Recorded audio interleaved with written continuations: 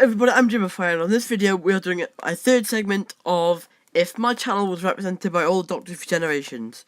Now before I begin, I'd like to ask you, if any of you have enjoyed my videos, then don't forget to like and subscribe, and let's begin. So yes, this segment goes from Muse Something Human vs Google Translate, as it was the first ever video to have thumbnails on this channel, and it goes all the way up to analysis of passionate poems, right? And by the way, when I look back on these, I think I had some really creative thumbnails, if I do say so myself, right? There it is, analysis of passionate poems. The Third Doctor had the longest reign of the Doctor so far, right? However, he didn't have the longest of all of them. That would be his next generation. William Hartnell played the Doctor from 1963 to 1966. Patrick Troughton played from 1966 to 1969.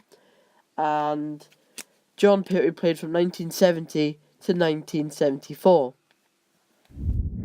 And it's because of that this segment is the longest of the three of these kinds of videos that I've already done so far.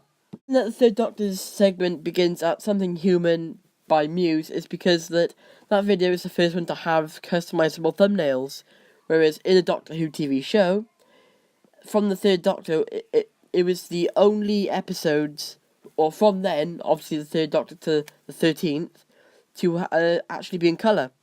The first and second Doctor's stories were all in black and white, apart from the animations that are currently being made today. Some of them are black and white, and others not.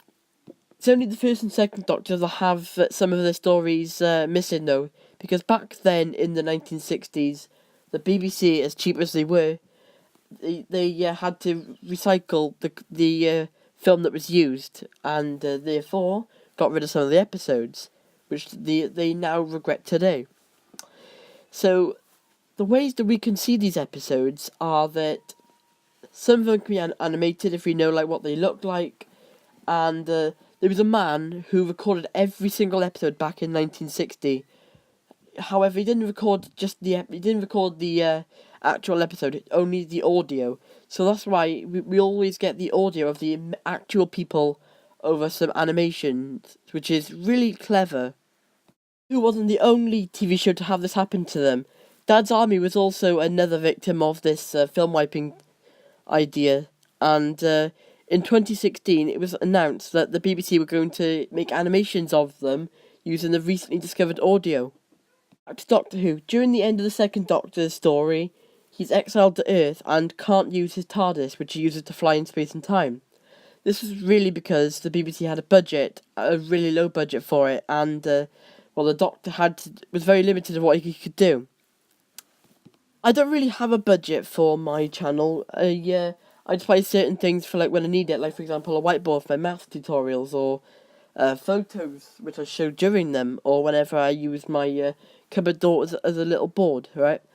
I could have done more imaginative things when I'd had my thumbnails shown. However, I just didn't, and I stuck to the same old boring thing, which was when the Third Doctor couldn't do anything in time and space. Anyway, I kept doing my passionate poems until it got really boring and I felt like it was a chore, which is quite depressing when you keep doing it. However, it wasn't as bad as what happened to John Pertwee's best friend in real life, but enemy on the TV show. He's called the Master, and we later find out in like 40 years' time that he was the Doctor's best friend at childhood.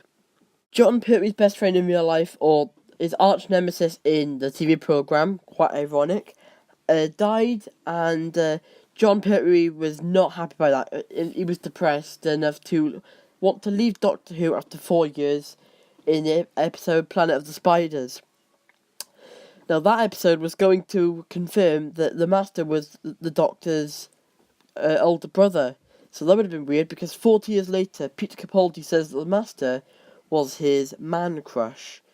And putting those two facts together, if that episode had existed, the one from the Third Doctor's era, then that would have meant the Doctor had a weird childhood. Anyway, that's all the facts I've got for this video. I hope you enjoy, and I'm going to leave you to watch the rest of the regeneration scene for the Third Doctor.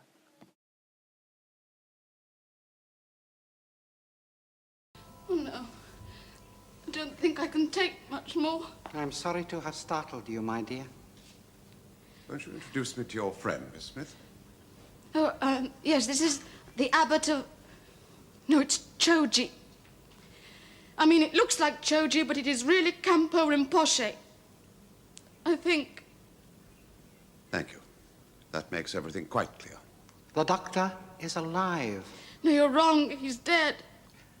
All the cells of his body have been devastated by the metabolus crystals, but you forget. He is a Time Lord. I will give the process a little push and the cells will regenerate. He will become a new man. Literally? Of course, he will look quite different.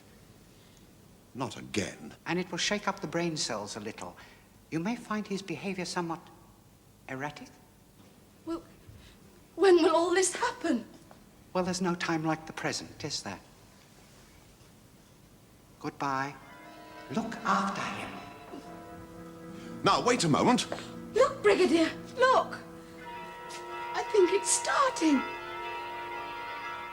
Well, here we go again.